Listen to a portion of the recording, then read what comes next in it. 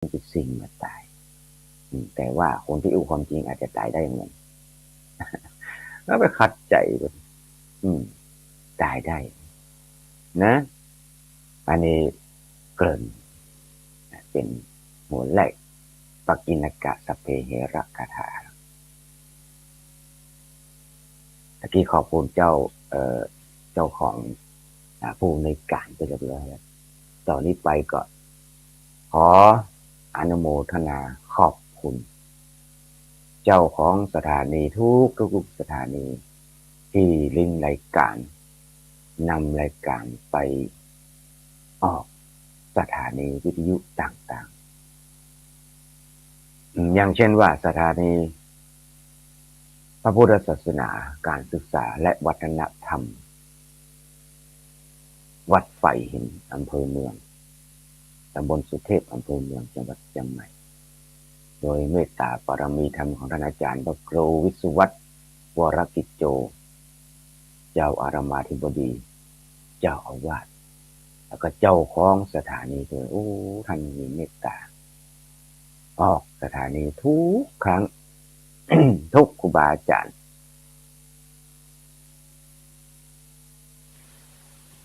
ที่ออกรายการดำเนินรายการโอ้ท่านเป็นผู้ที่มีความเมตตาแล้วก็มีความกรุณาสูงที่หมู่เฮาที่แนะนำเอาธรรมะของครูบาอาจารย์ต่างๆไปออกขอบคุณสถานีวิทยุการศึกษาหรือว่าสถานีวิทยุคณะสงฆ์อำเภอฝางโดยเมตตาปรมีธรรมของท่านอาจารย์ท่านพระครูสุจิตานุรักษ์ด็อกเตอร์ในฐานะเป็นเจ้าคณะอำเภอเจ้าหน้าอำเภอฝางได้เมตตาแล้วก็เจ้าหน้าที่ก็ท่านอาจารย์เจริญโอ้ท่านเป็นคนเจ้าอะไรคนทำว่าเจ้าของเสียงเจ้าของคลื่นเฝ้าเจ้าหน้าที่ควบคุมจะมือฝ่ายออกก็ได้มือฝ่ายออกก็ได้ท่านอาจารย์เจริญหลวงพ่อเขาอยากอายุมากกว่าธรรมภาพของหลวงพ่อหลวงพี่ขอบคุณสถานีวิทยุชุมชนวัดห้วยต่องสักโดยปรมีธรรมของท่านอาจารย์พระครูวาปีวรมนิตขอบคุณสถานีคณะสงฆ์มนเสียงธรรมอำเภอแม่แจ่มโดยหลวงพ่อเจ้าคณะอำเภอเหมือนกันสถานีวิทยุคณะวิทยาลัยสงฆ์นครลำปางมจรลำปางสถานีวิทยุตีคำเรดิโอบ้านนาเหลืองนอกอำเภอน่านอำเภอเวียงสาจังหวัดน่านสถานีวิทยุของปอุดมบันทุ่งเรดิโอสถานีวิทยุชุมชนคนเหนือเขื่อนอำเภอฮอดสถานีวิทยุกระหลวงแสงก็ดีหลายสถานีที่ไม่ได้เอ่ยถึงนะที่ไม่ได้เอ่ยถึงก็ขอบคุณอนุโมทนาที่นำสัญญาณของครูบาอาจารย์ต่างๆแล้วแต่ช่วงเวลาที่แต่ละองค์แต่ละรูปแต่ละท่านได้รับผิดชอบส่วนทุกวันอังคารก็อาตมาภาพตุลุงเชื้อเป็นผู้ดำเนินรายการตุลุงเชื้อพระสมุพงศกรเนาะเป็นผู้ดำเนินรายการบางคนบางท่านก็ติดตามนำตัวเป็นแฟนคลับรายการรอฟังตอนท้ายรายการก็โทรมาตักมาตายผมฟังมีหลายคนรอฟังก็มีบ่ชอบโทรแต่ชอบฟัง ในการที่มีสาระมีความรู้เพื่อนำมาประพฤติปฏิบัติเพื่อนำมาเป็นประกอบการพิจารณาเพื่อส่งเสริมสติปัญญาของแต่ละคนแต่ละท่านที่ผ่านมาวันวิสาขบุรณมีผ่านไปเป็นวันที่ตรงวันที่คล้ายที่องค์สมเด็จพระสัมมาสัมพุทธเจ้าได้ประสูติตรัสรู้และเสด็จดับขันธ์ปรินิพพานในพร้อมเดียวกันวันเดียวกันถือว่าเป็นวันสำคัญของพระพุทธศาสนาองค์การยูเนสโกก็ยังขึ้นทะเบียนว่าวันวิสาขบูชาเนี่ยเป็นวันสำคัญของโลกไม่ใช่เป็นวันสำคัญของพระพุทธศาสนาของเจ้าพุทธเท่าอย่างเดียวถือว่าเป็นวันสำคัญของโลกเพราะว่าองค์สมเด็จพระสัมมาสัมพุทธเจ้ายังประโยชน์เพื่อแก่ชาวโลกยังประโยชน์เพื่อแก่ชาวโลกยังประโยชน์เพื่อแก่ตัวเฮาตัวคนที่ประพฤติปฏิบัติเป็นอัตตปริยิกถาประโยชน์และเป็นประโยชน์ส่วนรวมตัวทั้งประโยชน์ส่วนตนทั้งประโยชน์ส่วนรวมประโยชน์แก่ชาวโลกนั่นถือว่าคนถือเป็นวันสำคัญตามพระพุทธศาสนาและแห่ม7 วันที่ผ่านมาแต่ว่าวันที่2-3 วันที่ผ่านมาก็เป็นวันอัฏฐมีบูชาวันอัฏฐมีบูชาก็คือวันที่ได้ถวายพระเพลิง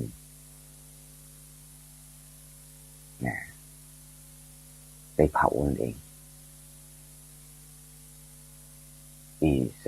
ศาลาวนอุทยานที่อยู่ในเมืองของกลุ่มมลกษัตริย์ทั้งหลายเขาก็มาลำนึกถึงพระคุณอันประเสริฐพระคุณอันยิ่งใหญ่หาที่เปรียบที่สุดบ่ได้ก็เลยมาลำนึกถึงพระคุณนั้น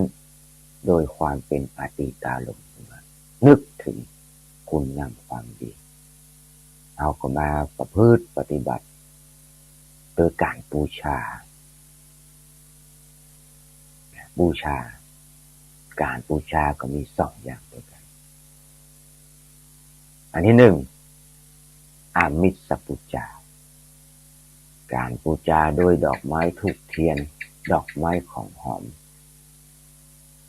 สวดโยโกฮอง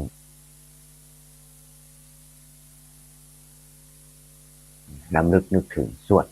พระพุทธมนต์ก็ดีสวดทำวัดก็ดีทำบุญตักบาตร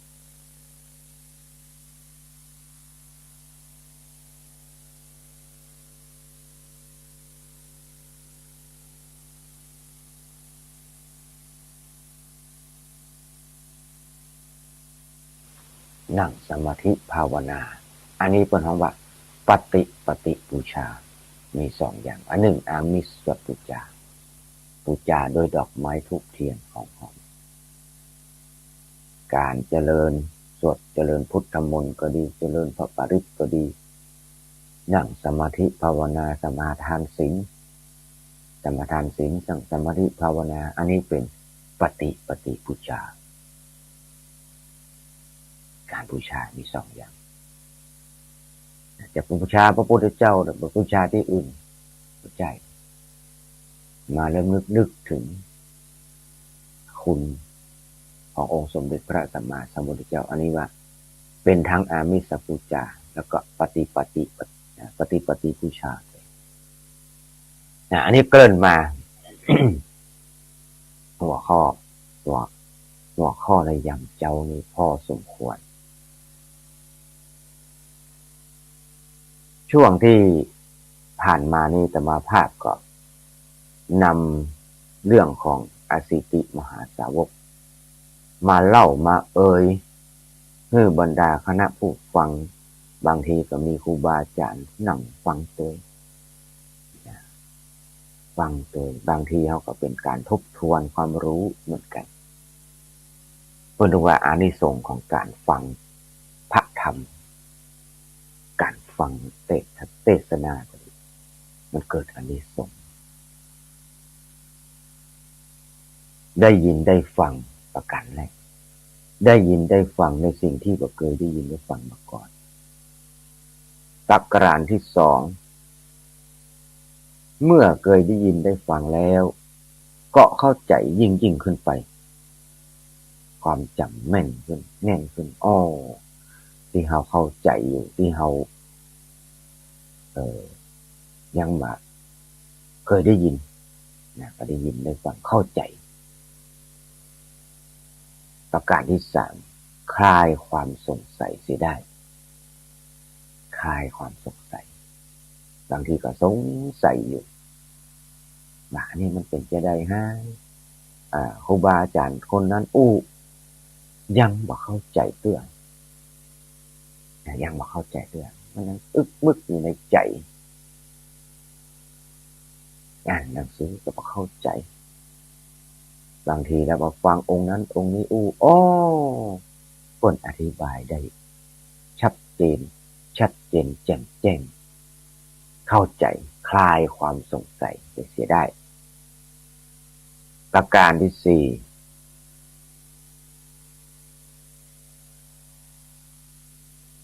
คนฟังธรรมะวรรณะผิวพรรณย่อมผ่องใสนะยิ้มอยู่ตลอดเวลายิ้มอารมณ์ดีคนมีธรรมะกับคนหูธรรมะไม่เหมือนกันคนมีธรรมะนี่มันอยู่ในใจประพฤติปฏิบัติมีธรรมะอยู่ในใจจุ่มอกจุ่มใจปฏิบัติธรรมมีธรรมอยู่ในตัวในตนมีความประกอบด้วย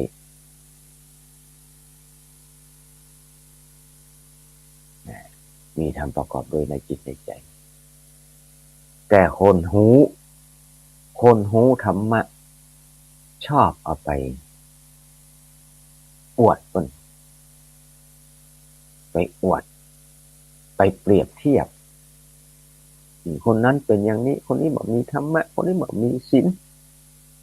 จะชอบติคนอื่นคนนั้นปะทุกคนนี้ปฏิบัติปะทุกแต่ตัวเองไม่ปฏิบัติเลยหูบ่ได้หูบ่ได้แต่ไม่ปฏิบัติประพฤติปฏิบัติหูหมดดีชั่วหูหมดแต่อดไม่ได้นะเนี่ยบางทีคนเฮานี่มันชอบติคนอื่นติการติเชนนินทาคนอื่นคนนั้นเป็นนั้นคนนี้คนนี้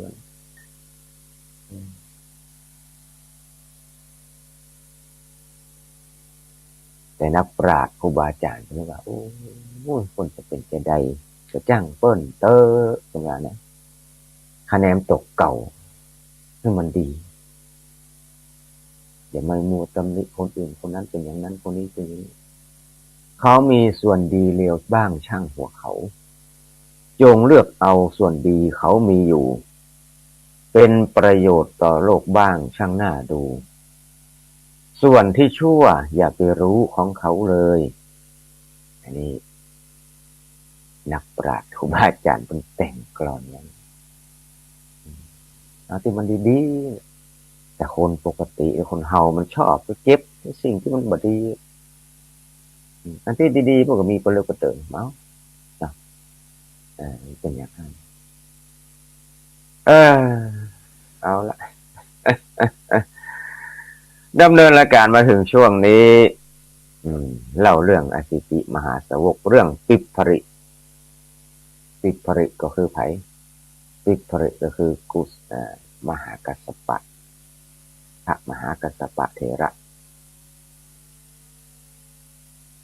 มาอยากแต่งงานอยากปฏิบัติปัดปูพ่อแม่ พ่อแม่ก็อยากให้มีครอบมีครัวมีลูกดำรงวงศ์สกุลไว้ว่าแต่ปิดปริทานทัดทานบิดามารดาว่าโอ้พ่อกับแม่ไปอู้เถอะลูกบ่อยากจะคิดตรงนี้ลูกบ่อยากแต่งงานลูกมีจิตใจที่จะใคร่ออกบวชพ่อแม่แล้วหูจะว่าจะใดปิดปริกุมารก็เลยเอาทองให้ช่างปั้นช่างทองเป็นหล่อเป็นแม่หญิงงามเป็นแม่หญิงงามในจินตนาการจะหาแม่หญิงใดในเทียบเรียมในโลกมนุษย์นี่บอกให้มีนะคนน่ะมันต้องมีก็คือนางเทพอัปสรหรือว่าเทพธิดาอย่างเคยเล่าให้ฟังปั้นขึ้นมาเรียบร้อยแล้วก็เนี้ยไปบอกให้บิดามารดาว่าพ่อแม่ถ้าบิดามารดาพ่อแม่อยากจะให้ลูกแต่งงานจงไปหามายิงที่มันงามเหมือน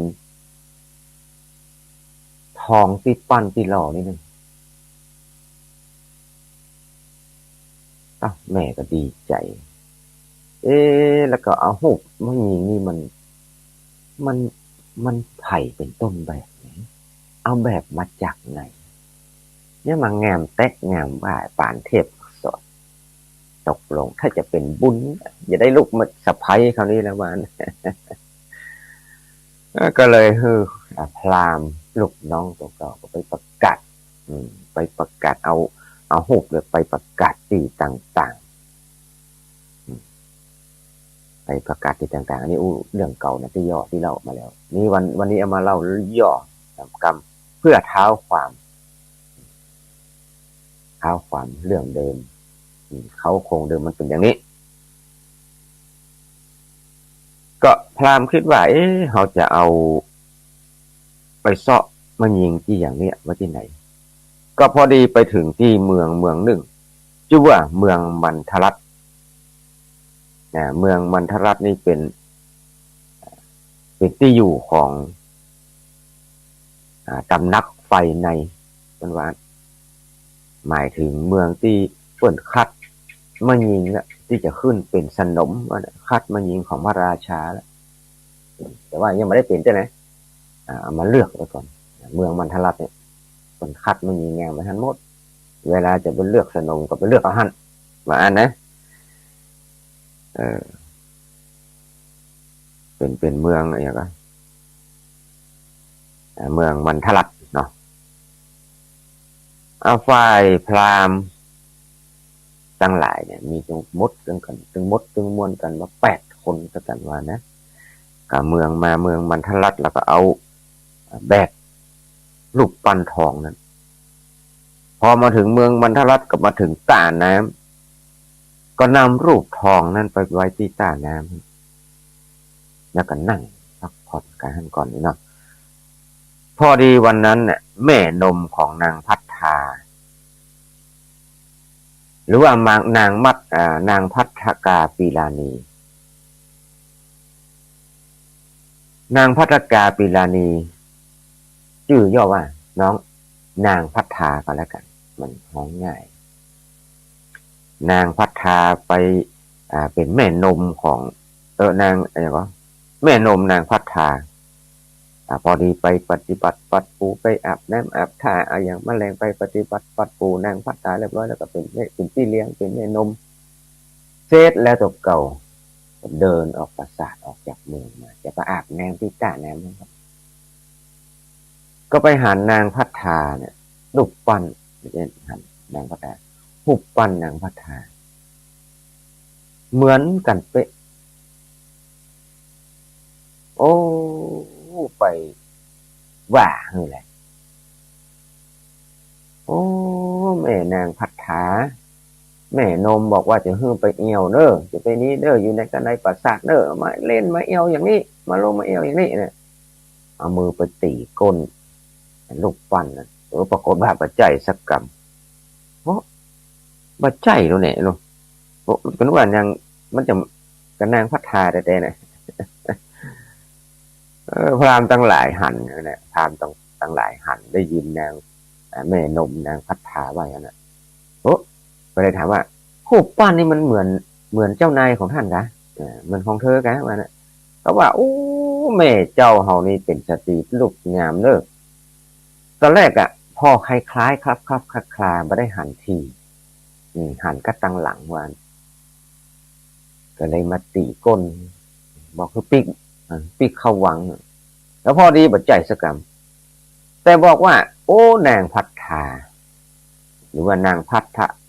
กาปิลานีนะงามกว่านี้เนอะงามนี่หรือนี่เป็นปันเต้าพอดีๆแล้วงามแล้วท่านี้งามหรือนี่เป็นปันเต้าขนาดอยู่ในเมื่อคืน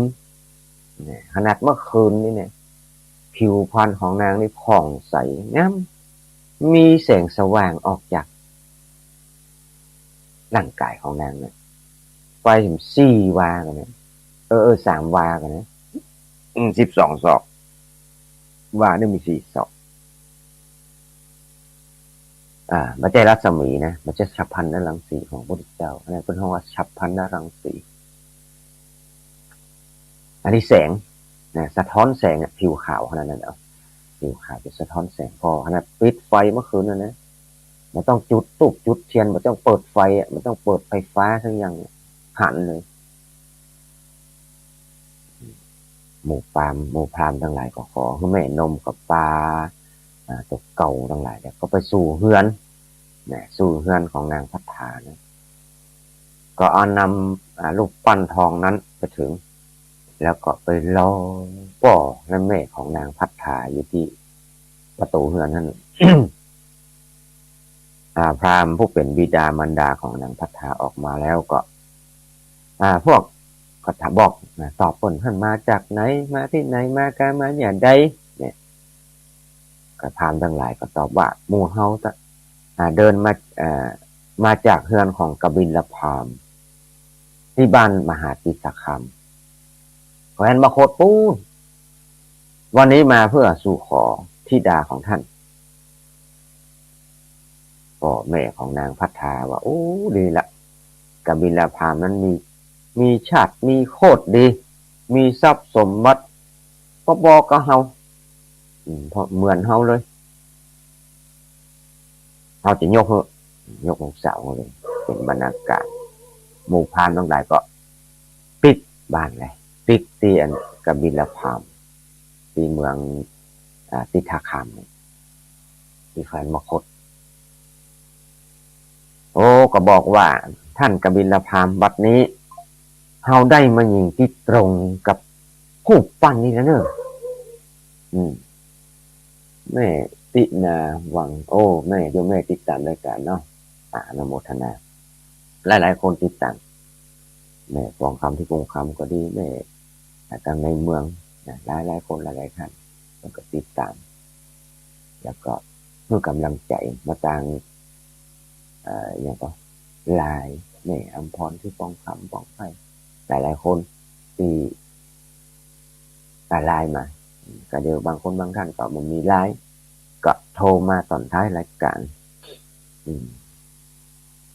ถึงดาราเดียวบอกว่าเจอหุบจูมายิงที่ตรงกับลูกนี่แหละ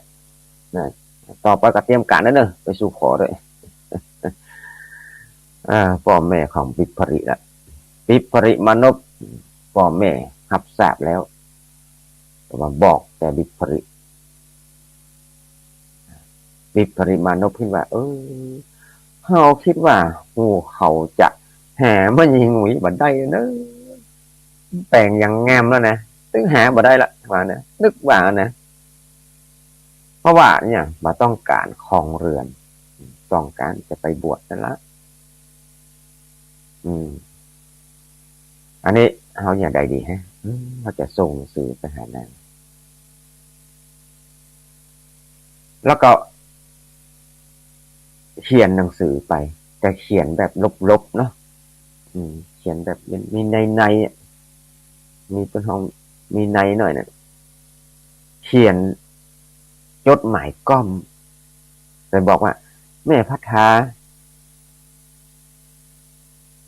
เธอเนี่ยหรือว่าน้องจงไปหาสามีอื่นที่คู่ควรแก่เธอเตอะว่าเฮาจะออกบวชแล้วก็เธออย่าไปเดือดร้อนใจอย่างเลยไม่ต้องร้อนใจอย่างภายหลัง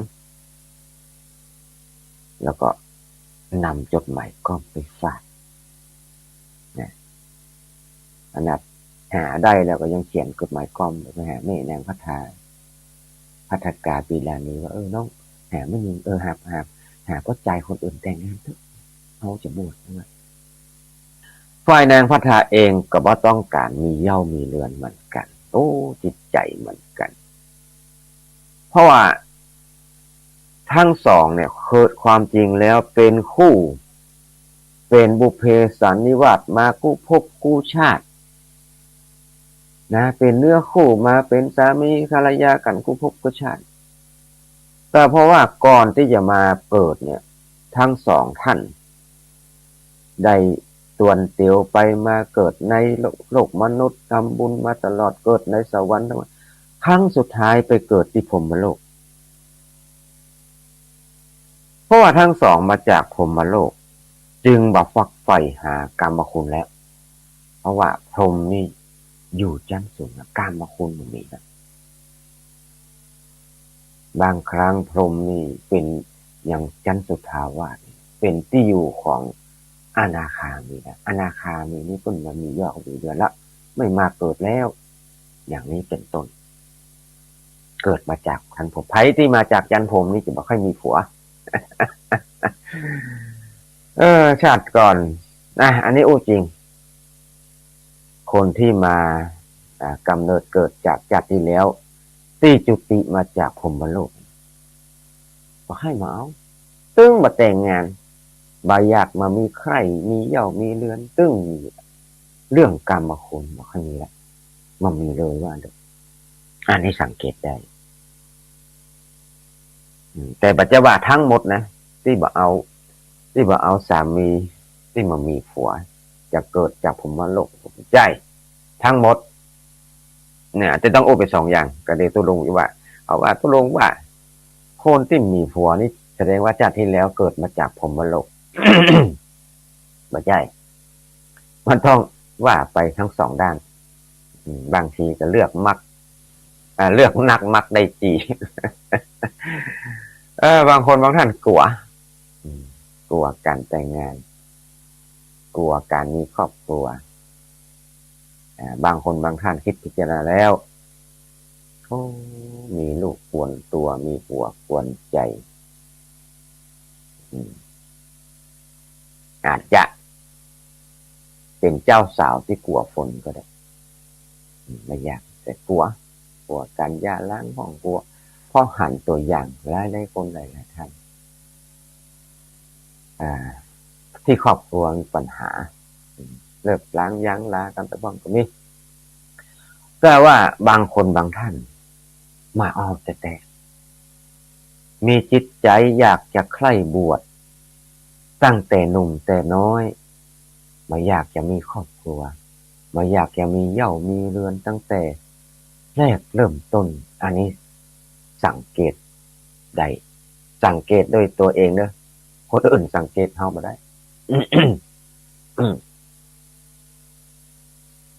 นะถ้าสมาภาพอุรกินวัตถ้าคนที่จุติมาจากพรหมโลกนี่ไม่อยากจะมีเล่ามีเรือนจิตใจเอาจะบวชอย่างเดียวนะอันนี้คล้ายๆบิดภริกุมารบิดภริมานพแล้วก็นางพัทธตาปีดานีเหมือนกันกำเนิดมาจากพรหมโลกก็รู้ว่าตัวเก่าจะต้องแต่งงานแล้วอายุตอนนั้นอายุ16 ปีแล้วนะก็คิดเลิกจะยกเลิกแต่งงาน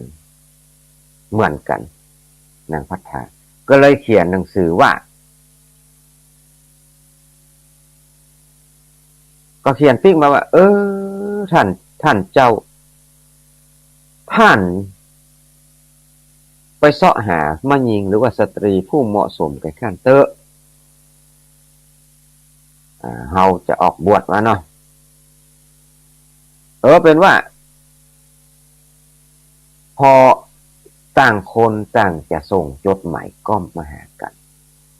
นางพัฒนาก็คิดอย่างนี้เหมือนกันไม่อยากจะบวชอยากปฏิเสธคือคนเขียนจดหมายก้อมเหมือนกันพอดีไอ้คนที่เป็นคนถือจดหมายก้อมทั้งสองคนมาปะกันละมาปะกันระหว่างทางนะต่างคนจะส่งจดหมายก้อมมาให้กันมาปะกันข้างต่างก็เลยถามว่าท่านจะไปไหนบ้านก็ตอบว่าเขาจะเอาหนังสือจดหมายก้อมเนี่ยไปให้นางพัฒนาส่วนหมู่ของนางบิปริมานพก็ถามว่าแล้วพวกท่านจะไปไหนแหมพี่ถามต่างคนต่างถามเนาะก็เขาก็จะเอาหนังสือไปหาบิปริแล้วกันว่าเนี่ยเอาต่างคนจะเอาหนังสือจดหมายก้อมไปให้กันนะก็เลยรู้ว่าตัวเก่าทั้งสองมีภารกิจเดียวกันก็เลยมาคิดว่าเราอ่อนทั้งสองเนี่ยที่ดามานพกับที่ดานี้มันจะเขียนอย่างกันฮะสงสัยไอ้คนจดคนอย่างจดหมายก็รักอ่านกันละครับเนี่ยต่างคนก็รักอ่านกันแล้วก็เขียนจดหมายใหม่นะบ่ได้ต่างคนนี่จะเอาแต่งงานกันแล้วเนี่ยจะมาฮื้อต่างคนต่างฮื้อไปเสาะหาผัวหาเมียใหม่เถอะเอาละแต่งใหม่แล้วครับเนี่ยเขียนจดหมายใหม่แล้วครับนี่เขียนจดหมายขึ้นมาใหม่ถ้อยคำพรรณนาถึงความฮักความใคร่และความสุขในการครองเรือนว่านะจากนั้นก็เอานำหนังสือไปให้ทั้งคนทั้งสองเพราะว่าแม้ว่าคนทั้งสองจะไม่ได้อยู่ร่วมกันก็ต้องแต่งงานให้ได้จะต้องแต่งงานอยู่ร่วมกันให้ได้เขาว่านะตอนแรกเขียนจดหมายลากัน ต่างคนต่างจะลากันเพื่อไปเสาะหัวใหม่เตะไปเสาะเมียใหม่เตะวันเขาจะไปบวชนะความคิดตรงกันคราวนี้ไอ้คนส่งจดหมายไปรษณีย์ซ้ำมาเจอกันซ้ำใจตรงกันเหมือนกันอยากให้คนทั้งสองแต่งงานกันเอานะเนี่ยคือไปเปลี่ยนจดหมายเลยเขียนจดหมายขึ้นมาใหม่ ต่างคนต่างพลันแน่ถึงการอยู่เย้าอยู่เรือนกันคลองเรือนนั่นตัวน้องสองก็เลยจำเป็นละถึงเวลาก็จำเป็นต้องจะแต่งงานละนะผมว่าได้จำเป็นจะแต่งงานในวันที่พอถึงวันแต่งงานปุ๊บเดี๋ยวเอาสักครู่ขอเวลาดื่มกาแฟแป๊บหนึ่ง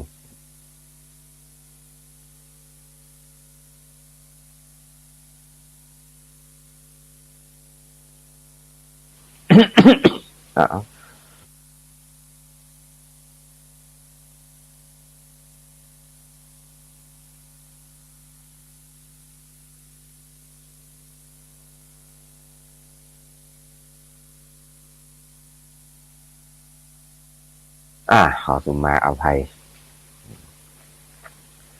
ดักไปเป็นกรรม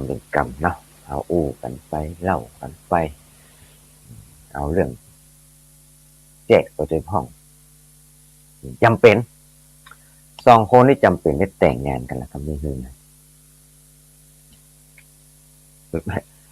ไปรษณีย์มันไปแต่งเห็นไหมเนาะ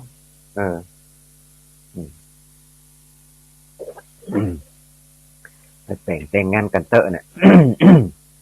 เพลงมันว่าแต่งงานเถิดน้องอย่างไร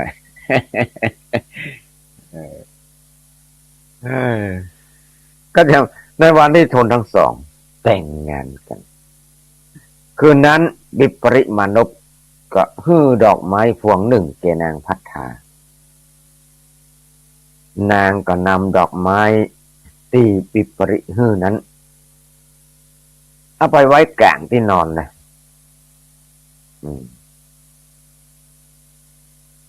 ในอัตถกถ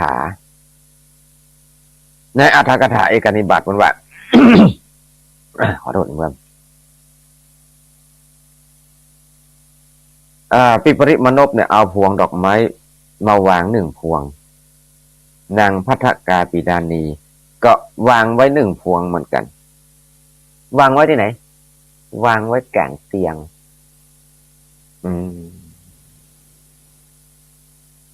เมื่อกินข้าวแรงเรียบร้อยแล้วเป็นเลี้ยงฉลองก็แล้วจะถึงเวลาส่งตัวเข้าหอแล้วกันนี้พอส่งหัวรุดพอส่งตัวเข้าหอนั่นนะมานพกับมานอนด้านขวาปิปรินอนด้านขวานางพัทธาก็ขึ้นด้านซ้ายแล้วก็ตกลงกันว่าหมู่เฮาถึง2จะได้หูชัดแจ้งว่าดอกไม้ของผู้ใดเหี่ยวถ้าดอกไม้ของผู้ใดเหี่ยวแล้วแสดงว่าผู้นั้นเกิดราคะจริตว่าอัน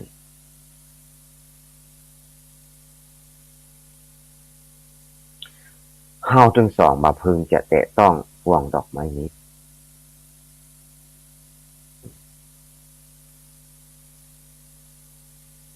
ดอกไม้เตียววางไว้เนี่ยของไผ่เหี่ยวใช่ไหมคนนั้นมีราคาจริตเนอะเนี่ยความจริงใจคนตรงกันคนก็ประยักร่วมหอกันปรากฏว่าสามีภรรยาคู่นี้ก็ไม่ได้รับได้นอนทั้งคืนเพราะว่าอย่างเพราะว่ากลัวจะมีการถูกต้องร่างกายของอีกฝ่ายซึ่งกันและกัน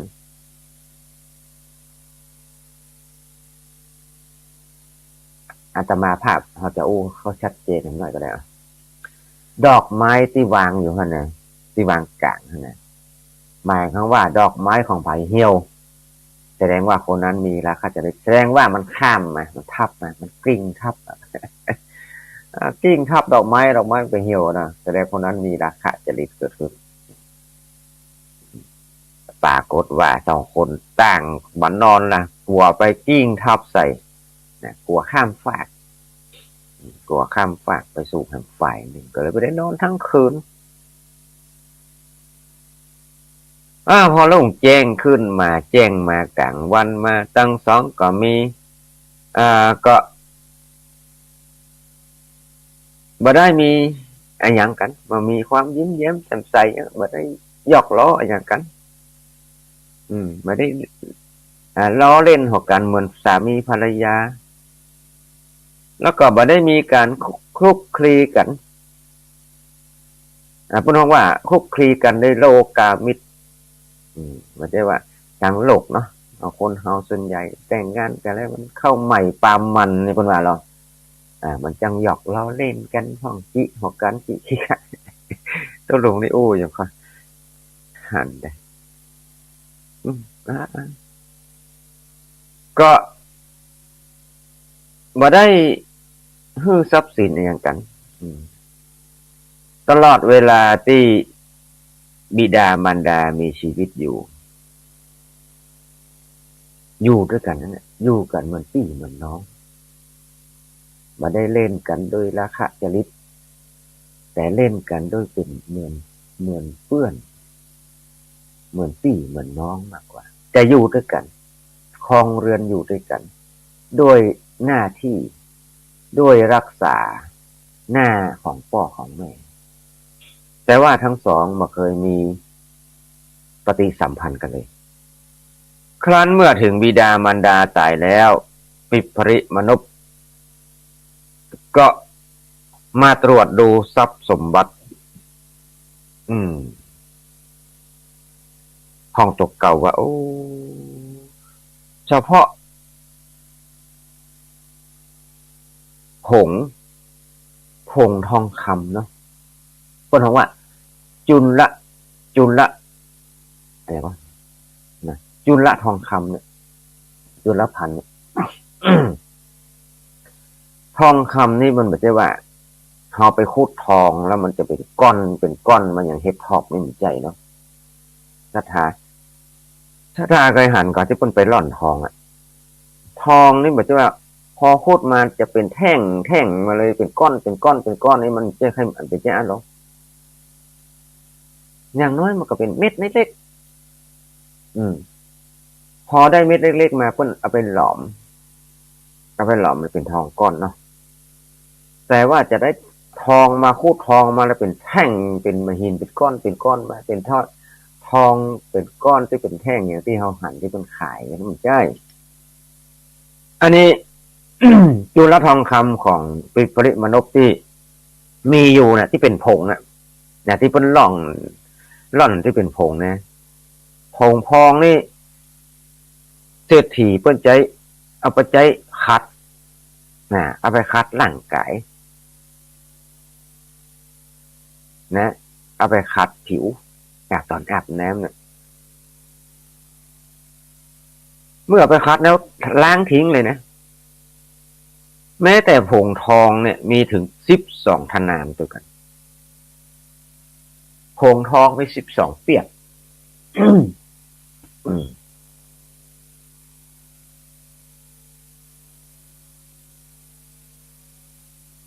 แล้วก็ในบึงใหญ่เนี่ย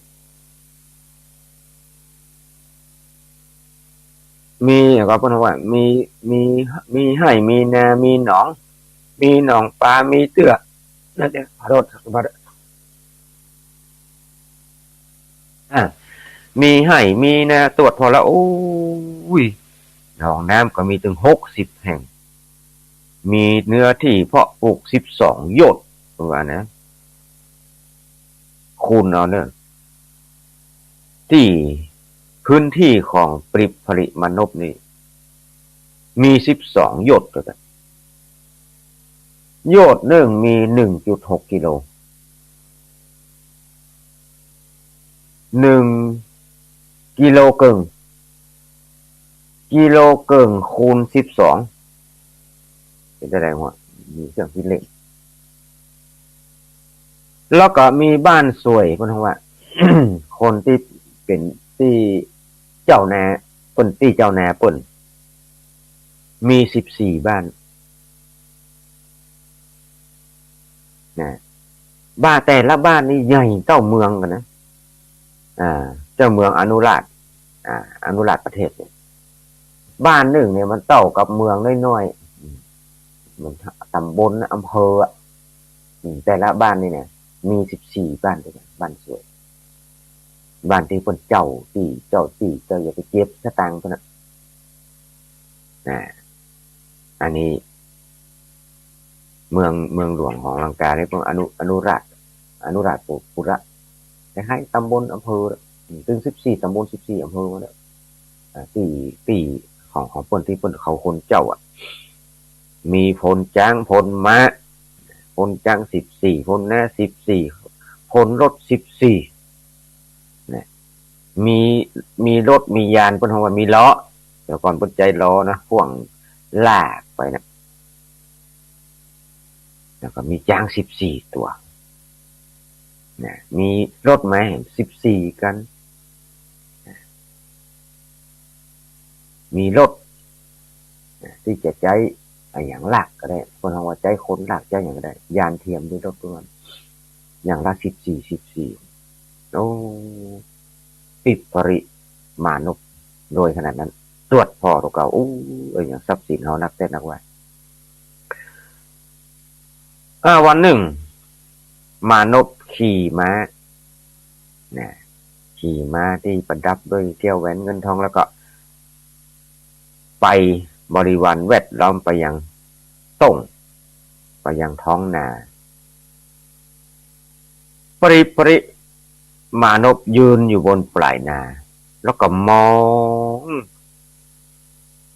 ไปทางหน้า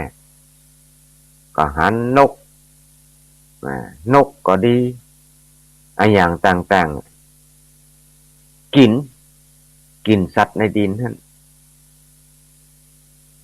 ในดินมีอย่างว่าไส้เดือนแมงอย่างพวกนั้นก็เลยถามคนงานทั้งหลายว่าท่านทั้งหลายนกเหล่านี้มันกินอย่างฮะมันกินอย่างนั้นแหละไปหานกกิน ขี้เดือนก็จริงอยู่ที่ปลายแน่แต่คนใจก็บอกว่ามันกินขี้เดือนมันกินไส้เดือนอยู่จ้าก็ถามว่า บาปที่หมูนกที่มันกินขี้เดือนเนี่ยเป็นที่เป็นไส้เดือนเนี่ยมันจะมีแต่ไผ่นะ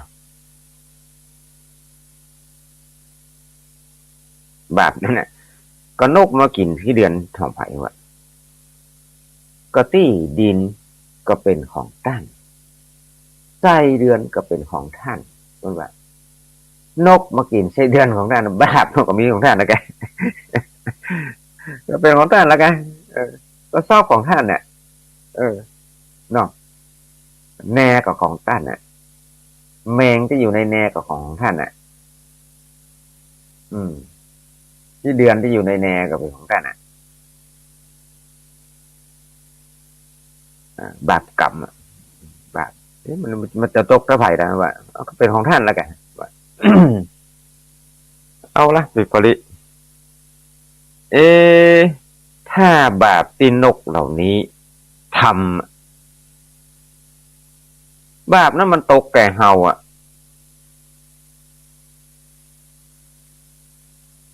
แล้วก็ชอบสิบอะไรเนี่ยชอบอะไรวะ8087โกดเนี่ยจะทำอะไรอย่างให้เฮาได้พ่องแน่12โยชน์จะทำอะไรอย่างได้พ่องเนี่ย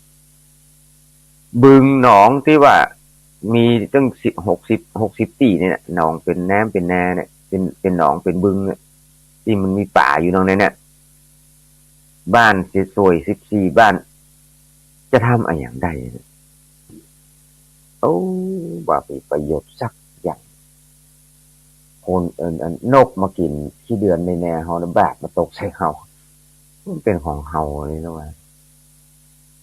ก็เลยคิดว่าจะมอบสละสมบัติทั้งหมดเนี่ยให้นางพัทธกาปิดานีนางพัทธกาปิลานีหรือนางพัทธายกให้เมียกับก่อนดีกว่าไปติ๊กไปบวชดีกว่ามาเอาแล้วเฮ้ยนะมาเอาแล้วเว้ยมาสักอย่างเลยปอว่านะคิดในใจอย่างนั้นนะ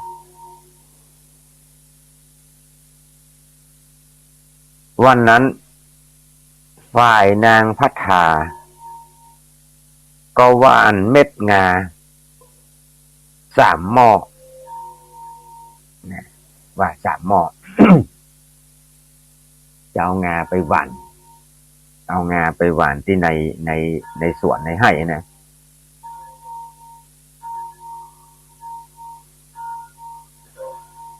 3 หม้อก็มีแม่นมตั้งหลายคนพี่เลี้ยงตั้งหลายดูแลอยู่เพราะนางตอนนั้นนางพัฒนาหันนกกาลงมากินมากินแมงเหมือนกัน มากินแมงไหนกินแมงในเม็ดงาเนาะเพราะมดเม็ดงามันมีแมงอยู่ในครับก็ถามเหมือนกันว่าแม่ตั้งหลายกาเหล่านี้กินอะไรอย่างเนี้ยแม่เลี้ยงตั้งหลายก็ว่ากินสัตว์เจ้านะกินสัตว์จ้านางก็ถามว่าเมื่อกานี่มันกินสัตว์นี่นางก็ถามว่าแล้วบาปนี่จะมีแก่ไผ่มาคนใจต่างหลายแม่นมต่างหลายก็มีแก่แม่เจ้าแล้วกันเหมือนเดียวกันที่ตะกี้ที่อาภิปริธรรมโอ้เข้าใจผ้าแค่4 ศอกนี่ปอปะเลอะปะเตอแล้วแกกินข้าวสุกสักเปียกสักขนาดหนึ่งก็ยังดีกว่าถ้าบาปที่สัตว์ทั้งหลายเหล่านี้ทำที่นกกากินเนี่ยและทำเนี่ยบาปนั้นมีแก่เฮาเมื่อเป็นอย่างนี้ แม้จากหนึ่งภพหนึ่งเฮาก็มาอาจจะเงยหัวขึ้นจากวัฏสงสารนี้ได้ว่าถ้าอย่างอีบาปมันจะมีเรื่อยๆแล้วเฮาจะไปโป้นจากวัฏสงสารนี้ได้จะได้ว่าเฮาจะมอบทรัพย์สมบัตินี้ทั้งหมดคือแก่คือแก่วิปริดีกว่าเนี่ยใจตรงกันเลยแล้วออกบวชมาเอาสักอย่างมาให้โอ้เป็นเรื่องแล้วก็กลับไปสู่ที่เรือนแห่งตนนะอันนี้โอ้มาถึงตอนนี้สัญญาณระฆังดังขึ้นแล้วเป็นสัญญาณว่าภิกษุทั้งหลาย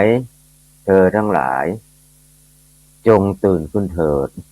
จงลุกขึ้นเถิดจงลุกทำความเพียรจงไปสู่ธรรมศาลาเพื่อทำวัดเช้าทำวัดสวดมนต์เจริญพุทธมนต์เพื่อเป็นเนื้อนาบุญให้แก่บรรดาคณะสัตยาติโยมทั้งหลายทำวัดสวดมนต์เป็นกิจวัตรประจำวันของภิกษุสงฆ์องค์สมณเณรทั้งหลายวัดไหนหมอสวดมนต์สุดโตโกห้องวัดนั้นก็จะหมองเลยมนต์ทั้งหลายเมื่อมามันท่องมามันสวดมนต์นั้นก็เป็นมนทินเนี่ยอันนี้ว่าไปนะโอ้ไปอาตมาขอพักเบรกสักคำอ๋อนี่พลังเงียบกันไปเอาละเดี๋ยวขอฟังเปิดเพลงธรรมจักรกับปวัตนสูตรที่ต่ออาตมาขอพักเบรกแป๊บนึงเดี๋ยวเข้าห้องน้ำข้างในเนาะโยมพ่อโยมแม่ทั้งหลายผู้ฟังทั้งหลายรอสักแป๊บหนึ่งจะไปหายไปไหนเนี่ยเล่าในเรื่องนี้เล่ากันต่อยังมาจบเตือลาตรีนี่อีกยาวไกลอีกยาวนานจะมาพาบอก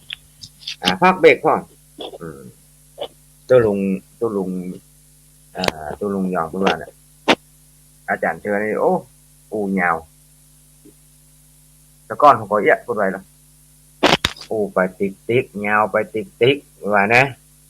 ปูไปติ๊กติ๊กยาวไปติ๊กติ๊กก็เขามันเขาปวดจัดหลายวันเนาะคงจะเหนื่อยเนาะธรรมาคิดไปก็มามันตอนแรกเขาออกใหม่เนาะเขาก็จะมาฮู้เทคนิคมันเลยเอาละเดี๋ยวฟังเพลงสักครู่นะธรรมาภาพปกตัวเอาห้องน้ำห้องถ่ายกินน้ำกินได้ทำภารกิจก่อนยืดเส้นนิสัยหน่อยเนาะมาแล้ว1 ชั่วโมงไปต่อไปก็แหมชั่วโมงไปหลังต่อไปนี่ก็กันต่อแล้วก็ท้ายรายการก็จะเปิดเสียงเปิดสายให้บรรดาคณะญาติโยมคณะศรัทธาพ่อแม่ครูบาอาจารย์ที่คนฟังอยู่แล้วก็ท้ายสุดก็จะประกาศบุญงานกุศลที่ต่างๆห้องเนาะ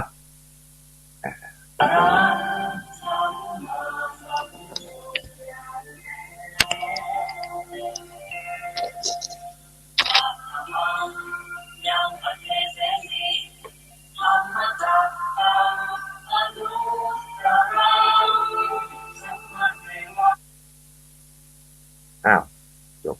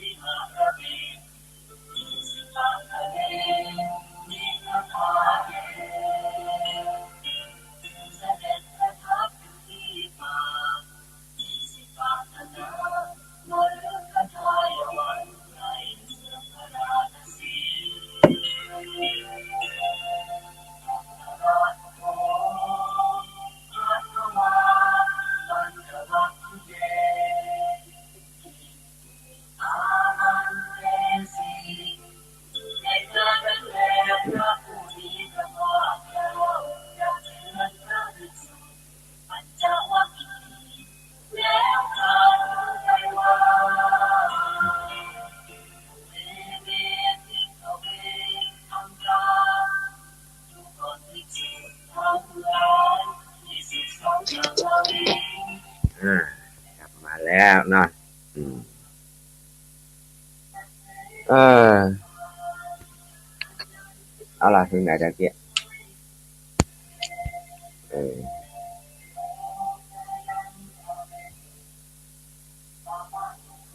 ขณะนี้เวลา4:กับ9นาที10นาทีเนาะเอาล่ะตะกี้เล่าถึง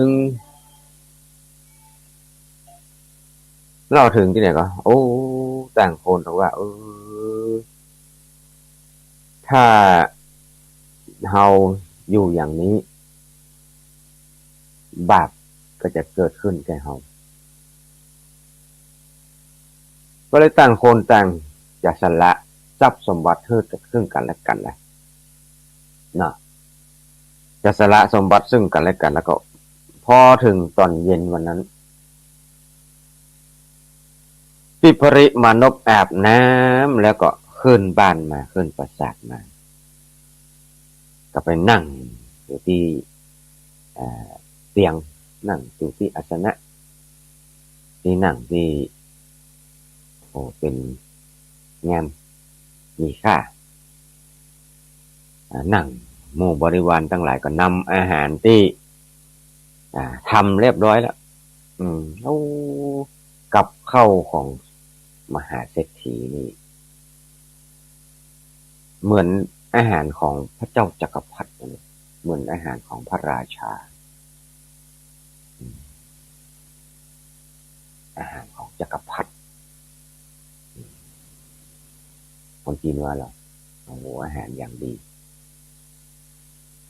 พันเมื่อกินรับประทานอาหารเสร็จเรียบร้อยแล้วปิปริมานพก็ถามว่านี่แน่น้องพัฒนาเมื่อเธอมาถึงเรือนนี้นำทรัพย์ติดตามมาเอาตัวมาตั้งไหนตอนที่น้องมาอยู่เนี่ยพัฒนาที่เธอมาอยู่กับเราเนี่ยเธอนำทรัพย์สินมาตั้งไหนนางพัฒนาว่าข้าแต่ท่านดิฉันเนี่ยน้องเนี่ยนางเนี่ยได้นำทรัพย์สินมาตั้งหมดตั้งมวล55,000 เล่มเกวียนเศรษฐีละ55,000 เล่มเกวียน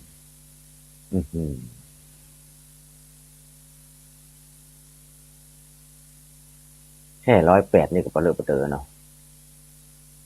แต่ว่านางพัฒนานำทรัพย์สินมาโดย55,000 เล่ม55,000 เล่มเกวียนมานพปิปริมานพก็กล่าวว่าโอ้ทรัพย์สินทั้งหมดเนี่ยของเธอเนี่ยแล้วก็ทรัพย์สินของเฮาแหม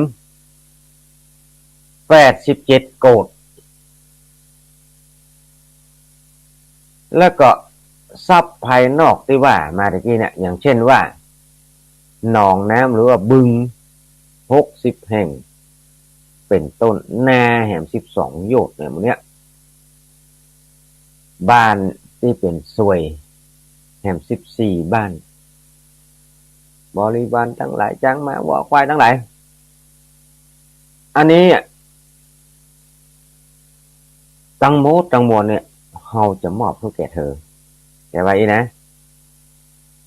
จะมอบเพื่อเธอหมดเลยนางพระทาก็ถามว่า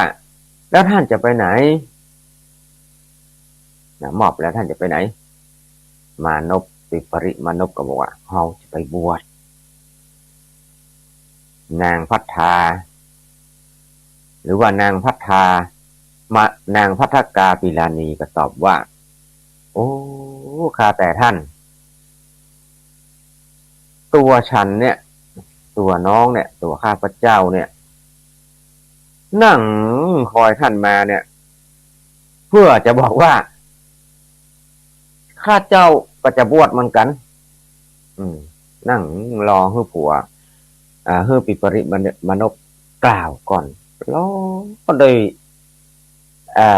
กุลสตรีเป็นมะยิงจะบอกเลิกก่อนก็บ่ได้เนาะก็รอท่านน่ะว่าเพราะว่าต่างคนต่างตั้งใจจะบวชเพื่อจะบรรลุเป็นพระอรหันต์อุทิศตนเพื่อพระอรหันต์ไปสู่จุดนั้นก็ต่อขณะนั้นภพทั้งสามภพทั้งสามหรือว่ากามภพรูปภพอรูปภพก็ดีก็ปรากฏแก่คนทั้งสอง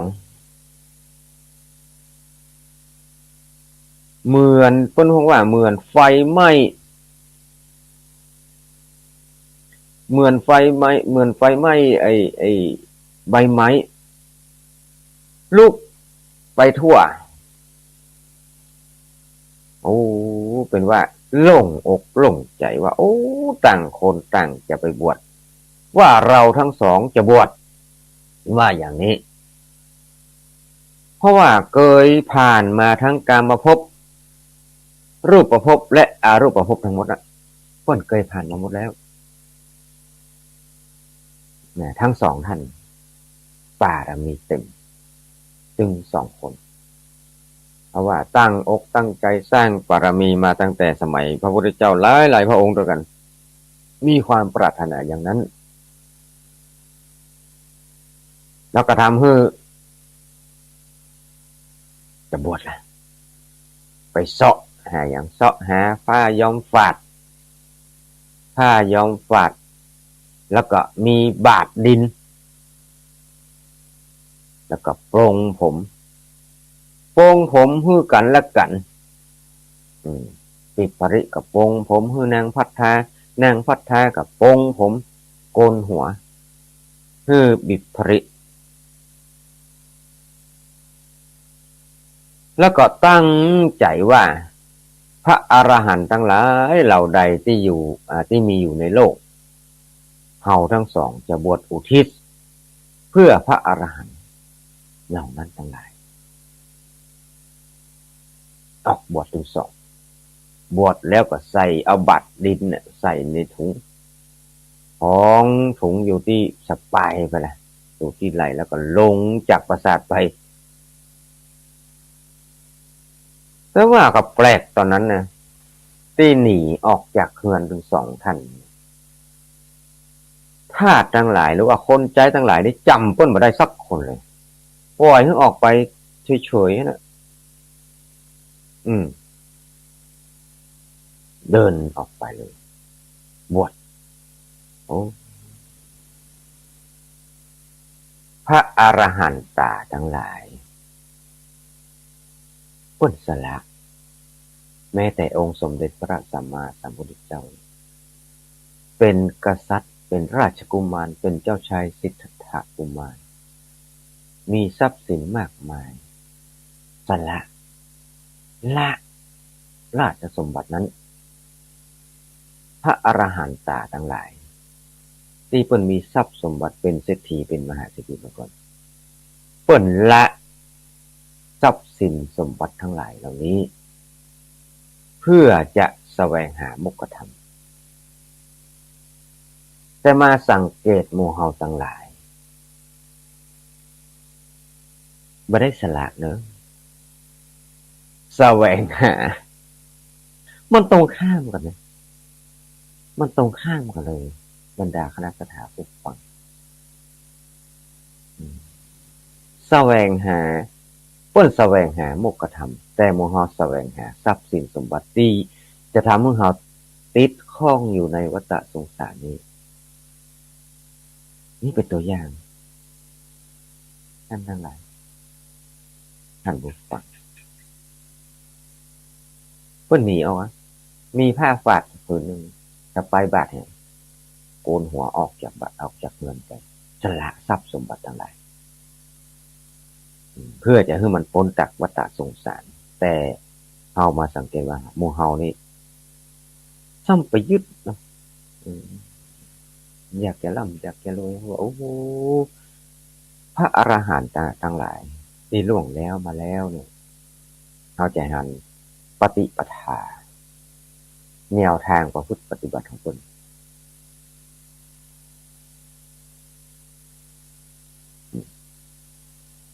เรามาคิดพิจารณาแล้วรังสองเดินออกจากหมู่บ้านพราหมณ์สวดไปอยู่ตรงลบไปทางบ้านธาตุทาสีทั้งหลายคนใจเจ้าบ้านทาสีทาสาทั้งหลายจำได้ด้วยความคุ้นเคยความคุ้นเคยโอ้อันนี้มันเจ้านายเขาเนี่ยอันนี้อภิปริกุมาร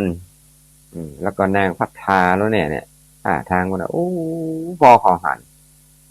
บางคนบางท่านจำมาได้ในประสาทจำมาได้นะแต่ทาสีทาสาจำได้ก็เลยไปน้องไปนั่งให้ไปนั่งร้องให้กอดแข้งกอดขาวะล่ะที่ตีนที่เท้านะโอ้ข้าแต่เจ้าท่านเจ้าเหตุใดท่านทั้งสองจึงจะทำให้หมู่เฮาอย่างนี้ล่ะจะทำจะเอี้ยเฮาอย่างเอี้ยอย่างเฮาอีล่ะแล้วหมู่เฮาจะไปเปิ้งผายที่ไหนแล้วหมู่เฮาหมู่คนอนาถาเนี่ยจะหาที่เปิ้งบ่ได้แล้วนะเนี่ยปิปริมนุษย์ก็กล่าวว่านี่แน่ท่านทั้งหลายเราทั้งสองบวชก็เพราะเห็นว่าภพทั้งสามเป็นประดุจศาลาใบไม้ศาลาใบไม้ศาลามุงคามันณศาลาเนี่ยเอาหันว่าภพทั้งสามคือกรรมภพรูปภพเนี่ยมันเหมือนศาลาใบไม้เนี่ยเหมือนเนี่ยเหมือนศาลามุงคาศาลามุงต๋องถูกไฟไหม้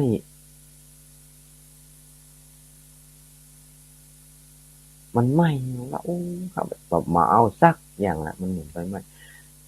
แล้วก็ท่านทั้งหลายที่เป็นเทียสีทาสาเนี่ยบัดนี้เนี่ยเรายกให้ท่านทั้งหลายเป็นไทยมดยกธาตุเลิกธาตุคือเป็นไทยไทยมาเป็นข้ากับไผ่ละกันละท่านทั้งหลายเนี่ยจงพ้นความเป็นทาสคือเป็นไทยเลยเลี้ยงชีวิตกันอยู่เตอแล้วก็ทรัพย์สินทำวัดทั้งหลายที่เรามีที่ท่านอยู่เนี่ยที่ท่านเจ้าเขาอยู่อย่างเขาอยู่เนี่ยยกให้ท่านทั้งหลายหมดเลยยกหมดเอาสักอย่างยกถาดทั้งหมดทั้งหลายก็ให้อยู่คนเศร้าโศกเสียใจนี่นะคนตอนที่เปิ้นออกบวชนี่แผ่นดินไหวนะบอกเนี่ยแผ่นดินไหวเลยนะปิปริมานพเดินนำหน้านางพัฒนาไปได้ระยะหนึ่งก็หันปิกมาพอ มาหันบอกนางพัฒนาตัวต้นมันคิดว่าแม่นางพัฒนานางพัฒกะพัฒกาปิราณีน้องเป็นมันหญิงมีค่าผู้ควรแก่จมพูตวิตทั้งม้วนละเธอมีคุณค่าทั้งปวงแหละเธอเดินตามหลังเขามาเนี่ยใครที่หันก็อาจจะคิดไปว่าคนทั้งสองนี้แม้บวชแล้วก็ยังอยู่ห่างกันยังอยู่ด้วยกันบ่สมควรตัวกันไปมาได้น้องเป็นมันยิงปีปริเป็นปัจจัยจะมาเตียวด้วยกันนี้มาได้แล้วน้องเนอะไม่สมควร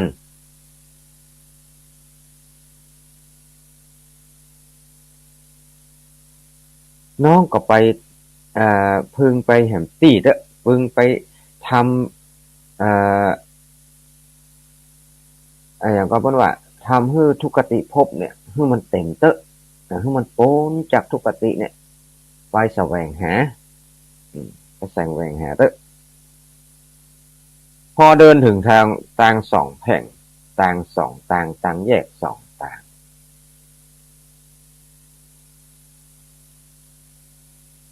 ก็แยกกันนางพัฒนาตามอยู่ข้างหลังก็ไหว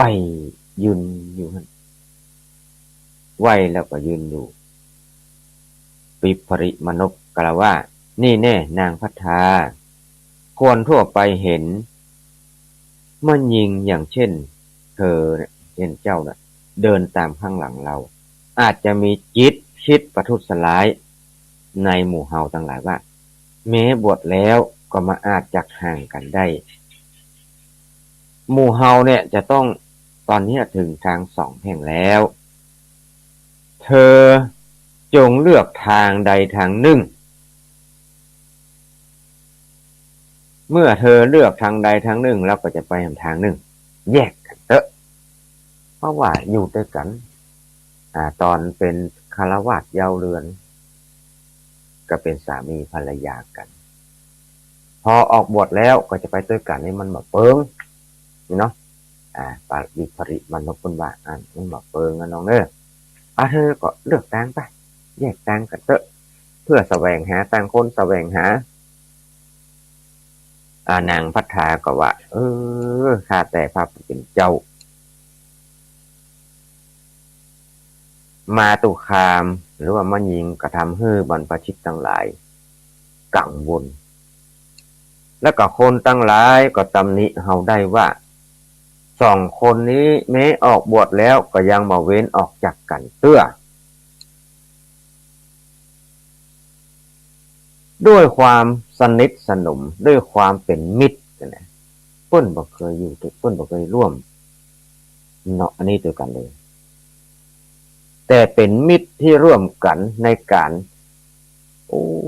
ความจริงแล้วเป็นมิตรกันเป็นกู้เป็นกิมเป็นอย่างนั้นมาฮู้แก่มาฮู้กี่แสนกับแล้วมันจะสิ้นสุดในวันนี้แล้วเนอะวันนี้นะตัวท่านก็เป็นชายชื่อว่าอยู่เบื้องขวาชายขวาหญิงซ้ายผู้ชายถือว่าเป็นผู้อยู่เบื้องขวาท่านก็ไปทางขวาเตอะว่าส่วนดิฉันหรือว่าเจ้าเป็นมะยิงเป็นผู้มีเชื้อชาติอยู่เบื้องซ้ายข้าเจ้าก็จะไปจังซ้ายนี่ละสมควรแก่ข้าเจ้าละว่าต่างคนต่างนางก็ไหวปิปรินักบวช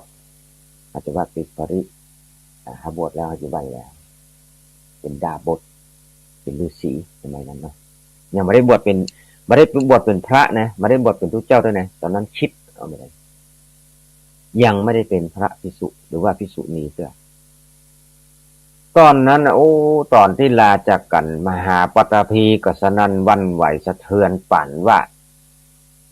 แม้นว่าเราจะสามารถรับรองคุณเขาในจักรวาลและเขา ซีเนรุนี้ได้ก็ยังบ่สามารถรับรองคุณหรือว่าพระคุณหรือว่าบารมี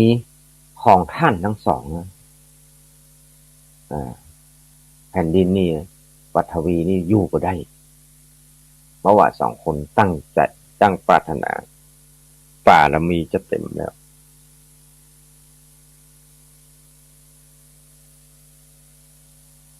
ยังบ่พอเตื้อ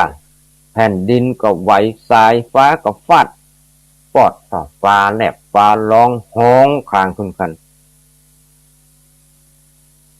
ดอยคุณเขาก็ดีในจักรวาลนี่ก็โอ้สนั่นบันไดดังขึ้นดันบันลือดันขึ้นทันทีเลย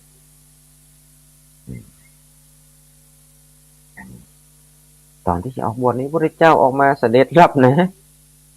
ทอบารมีโอ้ขณะนั้นองค์สมเด็จพระสัมมาสัมพุทธเจ้าประทับอยู่ในพระคันธกุฏีภายในพระเวรุวันวิหารทรงสดับฟังได้ยินเสียงแผ่นดินไหวแล้วก็เลยคิดลำพึงว่า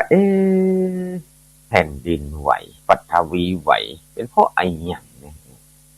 พระเจ้าลำพึงแผ่นดินไหวเป็นเพราะเนี่ย เลยกระทรงทราบว่าบัดนี้ปิปริมนุษย์และนางพัทธกาปิลานีละทิ้งสมบัติอันประมาณมาได้แล้วบวชอุทิศเพื่อเรากำลังคุณงามความดีกำลังบารมีของคนทั้งสองนั้นเมื่อแยกออกจากกันก็ทำให้แผ่นดินไหวโอ้เราควรจะไปทำส่งเคราะห์ทำการส่งเคราะห์ให้คนทั้งสองเนี้ยพระพุทธเจ้าโอ้บารมีของปิปริและนางภัททกาปิลานีเต็มนะลูกก็เลยเสด็จออกจากพระคันธกุฏีทรงถือบาตรและจีวรเองปกติแล้วพระอานนท์จะถือบาตรถือจีวรตรงนี้โอ้วันนี้ไปด้วยพระองค์เองมาบอกไผเสด็จออกไปก็เลยไปถึงในพระไตรปิฎกในนี้มันบอกว่า3 ขาวุธนี่สักแต่3 กิโลเนาะมันจะว่าอีกละบรรทุกเนอะเดาเอาเองเนอะผมก็ไม่แน่ใจว่าขาวุธมันเท่าไหร่แต่มาด้อยโดยปัญญา1 ขาวุธนี่เท่าไหร่ก็หมดนี่3 ขาวุธว่าก็เลยไปนั่งสมาธิอยู่ที่ต้นไม้พระโหปุตตานิโคตไปอยู่ดักรอเลยอยู่ในระหว่างกลางของพระโหปุตตานิโคตนี่พระโหปุตตานิโคตนี่อยู่ระหว่างกลางกรุงราชคฤห์กับเมืองนาลันทาเป็นแบบนั้นพระองค์ก็นั่งประทับอยู่นั้นก็แสดงให้เขาหูเลยนะแสดงหูชัดเลยว่าเนี่ยเรานี่คือพระพุทธเจ้าเปิดเผยเปล่งรัศมีฉับพลันรังสีออกไปจากตัวรอบๆประมาณ80 ศอกด้วยกันเหมือนพระจันทร์ปันดวงด้วยกันรัศมีนี่ถ้าเปรียบเทียบรัศมีนี่มันใหญ่ขนาดไหนปันดวงเอาพระจันทร์มาใส่มาปันดวงฉะนั้นก็วันนั้นทำให้ต้นนิโครธตีกี้คุณว่าพระโหปุตตานิโครธคำว่านิโครธนี่แปลว่าต้นไทรเนอะนิโครธตัวนี้ต้นไทรชื่อว่าพระโหปุตตะโอ้ต้นไทรต้นนี้มีสีทองทั้งต้นพระโหปุตตะโอ้ปิปริท่านปิปริเดินมาหันแล้วก็คิดว่าโอ้คนนี้คงเป็นศาสดาของเราบวชอุทิศเพื่อพระศาสดาพระองค์นี้จึงน้อมหูเลยว่าเป็นพระพุทธเจ้าปิปริ พอเดินเข้าไปก็น้อมตัวการเข้าไปกราบ3 เตื้อกราบ3 ครั้งแล้วก็ทูลถามว่าข้าแต่พระองค์ผู้เจริญพระผู้มีพระภาคเจ้าเป็นศาสดาของข้าพระองค์ข้าพระองค์เป็นสาวกงูเลยพระเจ้าตรัสว่าดูก่อนกัสสปะไม่ได้ฮ้องปิปรินะฮ้องว่ากัสสปะฮ้องตามโคตร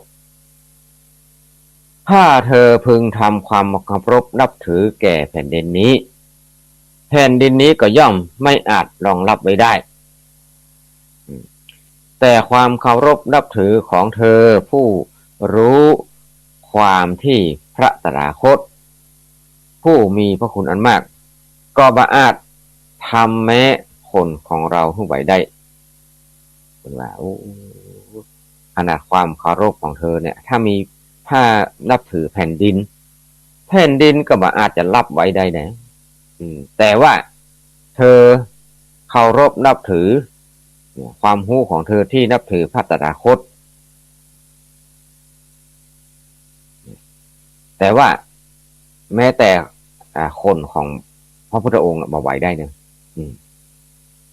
ขนาดคุณของเธอนี่แผ่นดินยังรับมาได้เนี่ยแต่ว่าถ้าเธอมาเคารพในพระคุณของเราเนี่ยเรามาบันไหวกัสสปะท่านจงนั่งลงเฮาจะฮื้อทรัพย์มรดกแก่เธอทิ้งทรัพย์สมบัติทั้งหลายแต่มาหาองค์สมเด็จพระสัมมาสัมพุทธเจ้าเพราะสมเด็จองค์พระสมเด็จพระสัมมาสัมพุทธเจ้าจะฮื้อทรัพย์แก่กัสสปะทรัพย์อันนั้นคืออย่างทรัพย์นี้คืออริยทรัพย์นั่นเองนะเอาแค่นี้บอกปี34อันนี้เอาอีกดีกว่าทรัพย์มรดกที่องค์สมเด็จพระสัมมาสัมพุทธเจ้าประทานคือแก่กัสสปะพระมหากัสสปะตอนนี้พระพุทธเจ้าองค์สมเด็จพระสัมมาสัมพุทธเจ้าบาเรียกปิปริแล้วเรียกว่ากัสสปะพระพุทธเจ้าทรงประทานอุปสมบทแก่ท่านโดยโอวาท3 ข้อปกติแล้วคนอื่นองค์อื่นก็จะเป็นเอหิอิภิกขุอุสัมปทานะต้องเข้าใจอย่างนี้ตอนหลังมาก็ฮือยติจตุตกรรมวจาฮือพระสงฆ์บวชได้สมัยแรกองค์สมเด็จพระสัมมาสัมพุทธเจ้าทรงเอหิภิกขุอุปสัมปทาบวชฮือโดยเธอจงเป็นภิกษุเถิดอย่างเนี้ยอย่างนี้เป็นต้นทำอันเรากล่าวดีแล้วอย่างนี้แต่ว่าประธานอุปสมบทแก่กัสสปะโดยโอวาท3 ประการข้อที่ 1เธอพึงศึกษาอย่างนี้ว่า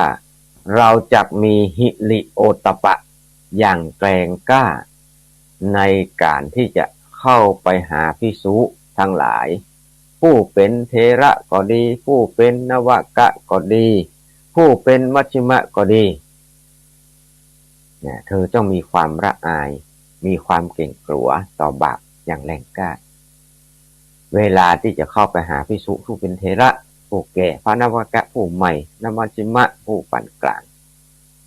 อันนี้ประการแรกข้อ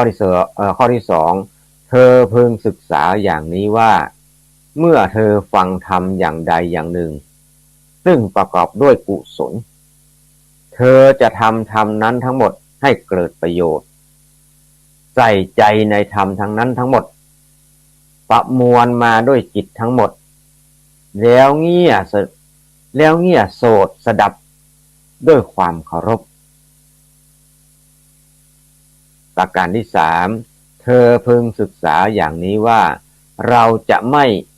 ละกายาคตาสติที่เป็นไปพร้อมด้วยกุศลมาฮือละกายาคตาสติคือพิจารณาตัวเราอยู่กับตัวนี้กับตัวตลอดเนี่ย สามประการท่านไม่ได้เป็นเอหิภิกษุนะไม่ได้เป็นเอหิภิกษุสัมปทาที่เป็นบวชเป็นโดยเอหิแต่พระมหากัสสปะได้โอวาทสามประการนี้ก็ถือว่าได้รับการอุปสมบทเป็นภิกษุแล้วหลังจากที่ท่านรับโอวาทสามมานะในอัฏฐกถาต้นว่าหมายถึงกายคตาสติเนี่ยหมายความว่าการเข้าปฐมฌานด้วยกายคตาสติกรรมฐานและอานาปานสติกรรมฐานพิจารณากายแล้วก็พิจารณาอย่างดูลมหายใจเข้าออกเป็นสติกรรมฐานเป็นกายคตาสติกรรมฐานและอานาปานสติกรรมฐานได้โอวาทสามเป็นภิกษุถ้าจะถามว่าโอ้ภิกษุองค์ใดที่ว่าพระเอตตะคะองค์ใดที่ว่าบ่ได้บวชโดยเอหิภิกขุสัมปทาโดยโอวาทสามก็คือพระมหากัสสปะนี่เององค์สมเด็จพระสัมมาสัมพุทธเจ้าก็เสด็จออกจากโคนต้นไม้พระหุปุตตนิโคตมีพระมหากัสสปะเปลี่ยนชื่อแล้วติดตามเสด็จแล้วก็พระศิริละของพระพุทธเจ้างดงามโดยมหาปุริสลักษณะ32ประการส่วนพระมหากัสสปะงดงามด้วยมหาปุริสลักษณะ7ประการพระพุทธเจ้านี้พร้อมด้วย32ประการนะพระมหากัสสปะได้7ประการ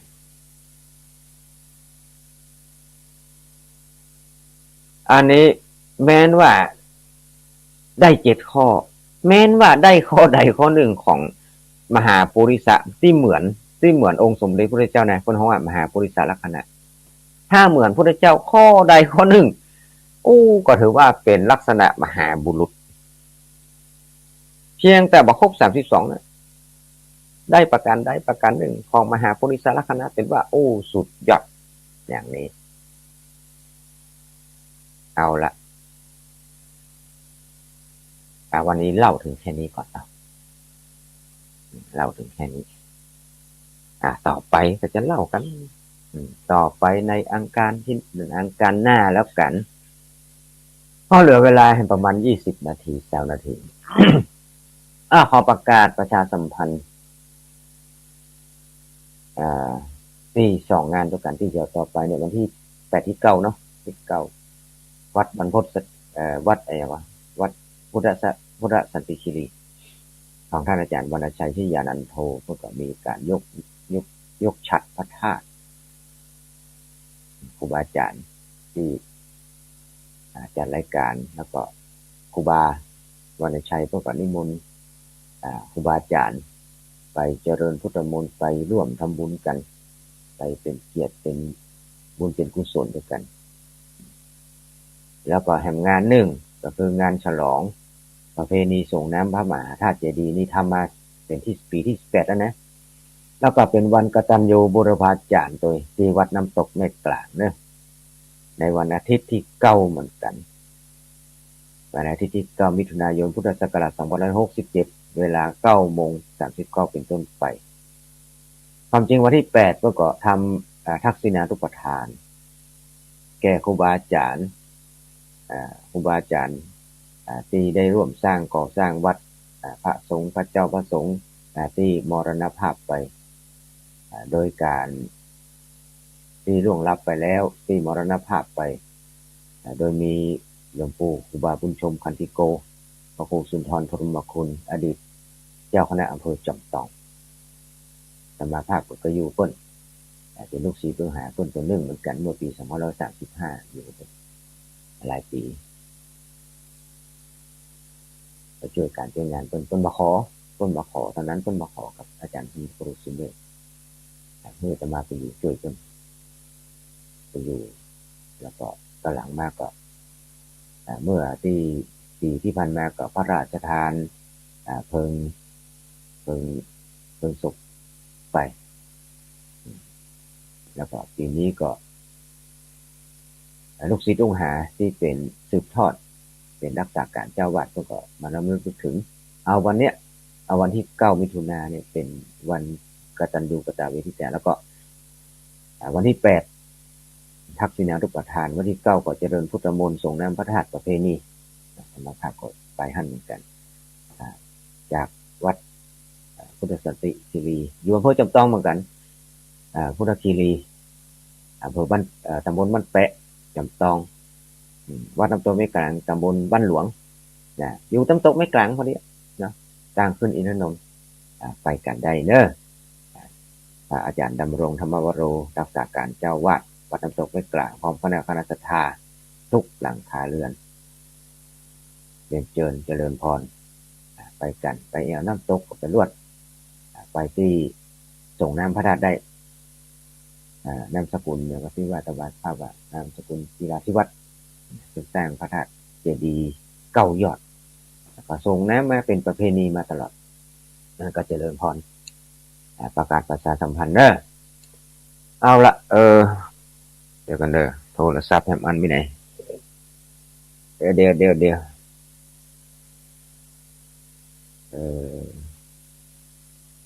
พอดีชาร์จไว้เนาะ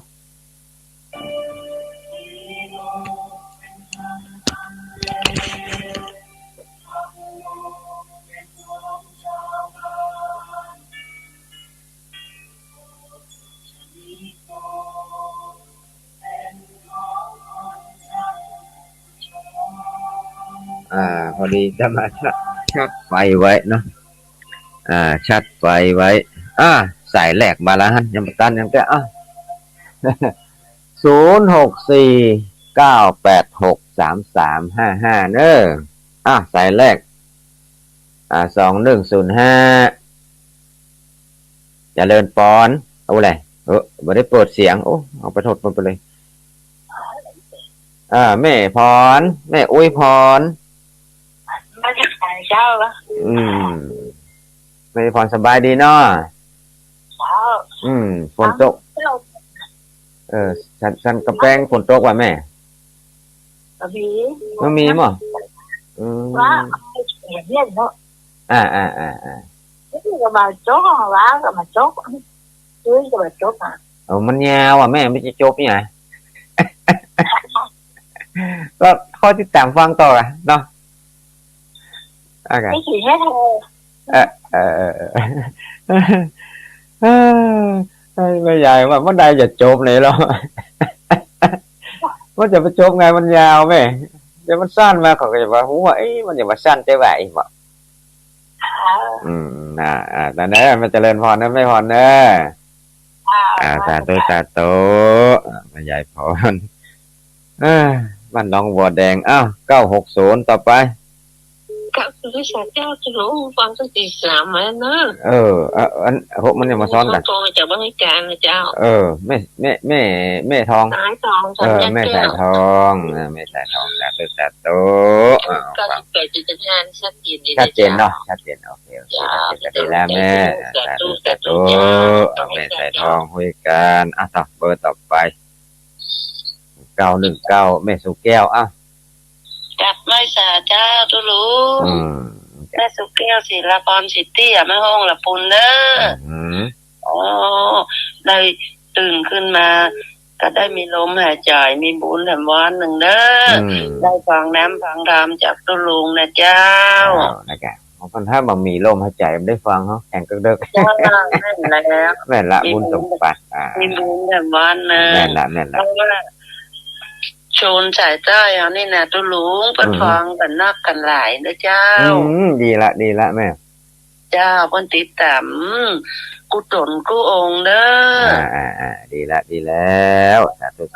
บาจังนะขึ้น98.75มาโดยตองซากนะตุลุงเจ้าเนาะสาธุเด้อมีเด้อตุลุงเด้อสาธุเจ้าตุแก้วศิลาพรต่อไปเจริญพรไปสาธุลุงอีแก่ป้อนหนา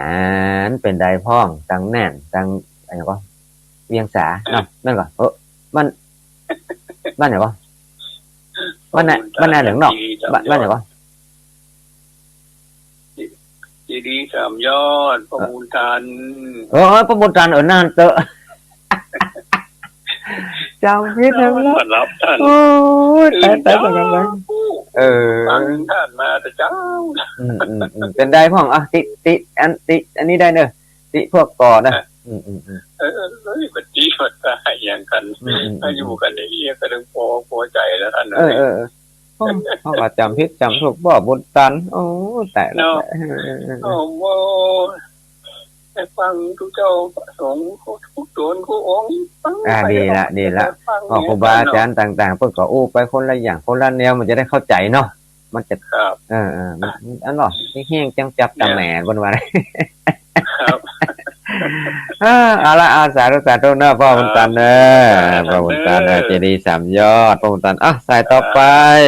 ใจนะท่านเนอะสาธุต่อไป740ใครเอ่ย70ทางโมกครับโอ้พ่ออาจารย์พ่อแหนนพ่อแตนว่าพ่ออาจารย์พ่อหลวงพ่อประสิทธิ์ประกิตพ่อกิตใช่แล้วฝนตกไหมเนี่ยไม่ตกมันตกพ่อน้องว่ามันไม่ใช่ฝนตกหรอกพ่อไม่แน่นอนมันพ่อน้องว่ามันอ่อยมันแบบไปตกไปอีกเหรอครับผมเหรอชัดเจนเนาะมันเป็นวิวผมเราวิวเก่าซื้อใหม่มันไม่ค่อยชัดเจนเอาเสาเอาแต่งเสาสูงๆเลยครับสาธุนมัสการหลวงพ่อหลวงพ่อเกรดโอ้ที่บัดได้ฮับก่อนหลายสายเหมือนกันเด้อไอ้อย่างเนี่ย524ก็ไปได้ฮับไผเนี่ยนี่กันนะแล้วไผไลน์มาพ้องเรียนไปไหนก่อนไลน์มีไหนเจาะพอก่อนเอาปอดก็หลายคนนี่แม่กิมสีแม่อัมพรแม่แดงอัมพรบ้านแต่นดอกไม้ไว้สาฟังอยู่เจ้าอันนี้ฟัง98ถึงฝ่ายเห็นยายติ๋มยายทองฟองคำที่ฟองคำนะแม่ยายติ้นนาวองรู้ว่าไงโยมแม่ติดตามรายการอยู่เนอหลายคนหลายท่านด้วยกัน524มาเลยเจริญพรเจ้าสุรุครับรายงานตัวหน่อยท้องอำเภอเมืองจังหวัดลำปางชัดเจนนี้เจ้าฝนตกดีก่อฝนตกเฮ็ดทอบมีก่อเฮ็ดทอบออกได้คืนนึงแต่ว่ากินให้ออกไม่กัดนะมันออกได้กาดแต่ไม่ได้ออกมันโดนก็ล่ำเนาะกินตามฤดูกาลมันโตแต่มันโตมันหนักแม่นมันซิมันไม่ได้ตกบึ้งเนาะแต่ก็เป็นยังมันกำลังเริ่มเข้าฤดูฝนอยู่นะแม่เนาะแม่สมบูรณ์บ้านไร่ศิลาทองลำปางสบายดีนะสบายดีแต่ไม่มีตังค์ใช้เหมือนกันมันมีก็คนอื่นใจเขาไม่ได้ใจก็นะสาธุโอเล่นกันไปนะแม่เนาะแม่สมบูรณ์สาธุแม่สมบูรณ์บ้านศิลไร่ศิลาทอง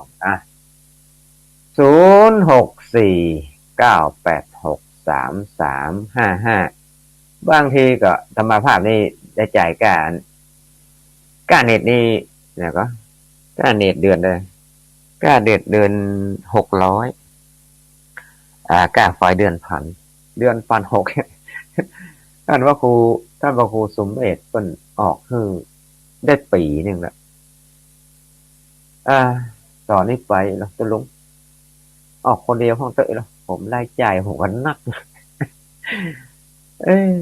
เดี๋ยวผมจะออกช่วยแล้วก็เลยจะประกาศประชาสัมพันธ์ถ้าบ่ได้บ่มีก้านเน็ตบ่มีก้าไฟนี่สงสัยให้ได้ตัดเลยแม่กนกเพชรชัยนากนกเพชรชัยนาประกาศฟังอยู่ในเจ้านะฟังเสียงอยู่อาจจะได้ถ้าไผจะช่วยการน้ำกับไฟเป็นเดือนไปเขาละ110 บาท20 บาทก็ว่ากันไปเนี่ยส่งมาทางพร้อมเพย์นี่เด้อ0649863355เนี่ยช่วยเพิ่น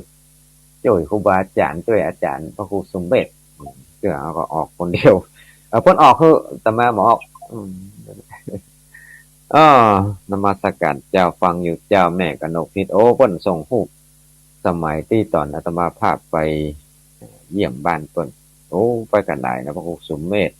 ตุลุงแดงพระครูอภิวัตรตุลุงชัยวัฒน์กับตุลุงโอ้จังจำได้สาธุแม่กนกพิษชัยนา0649863355อ้าว4619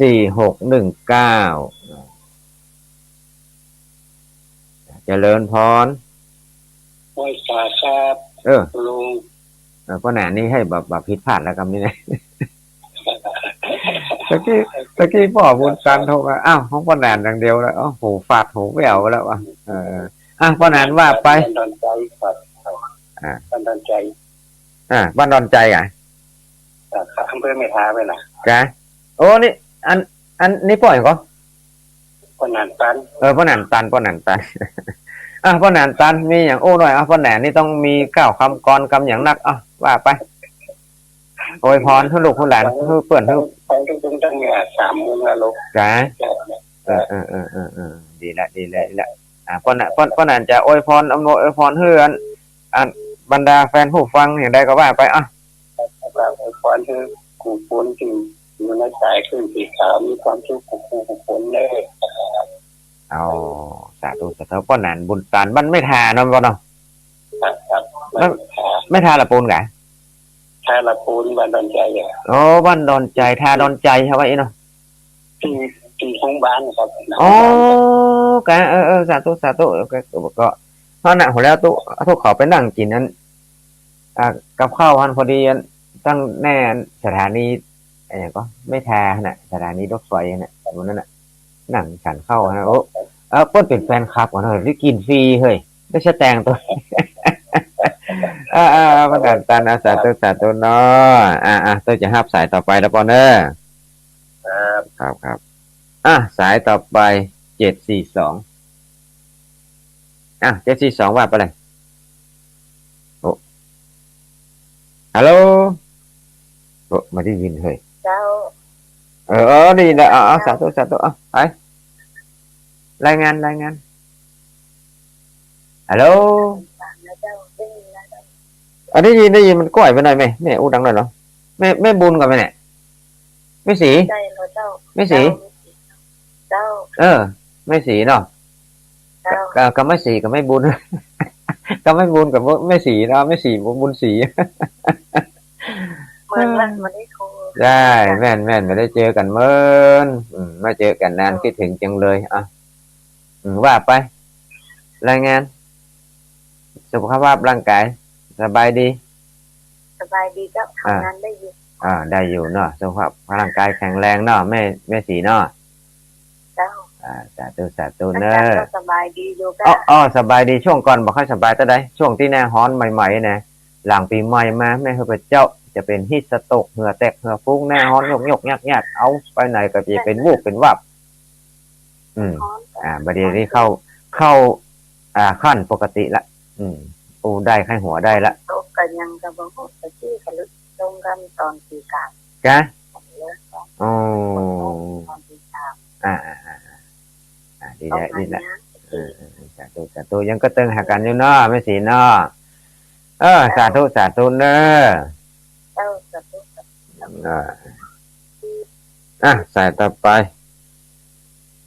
372เจริญพรเจ้ากับไว้สาเจ้าไว้สานี่ยองเลยวันนี้นะแม่ยังรายงานไม่น้อยกัดนัดเจ้าไม่น้อยกัดนัดไม่น้อยกัดนัดมีกรมีอย่างนัดว่าไปเจ้าคือกำลังใจนะเจ้า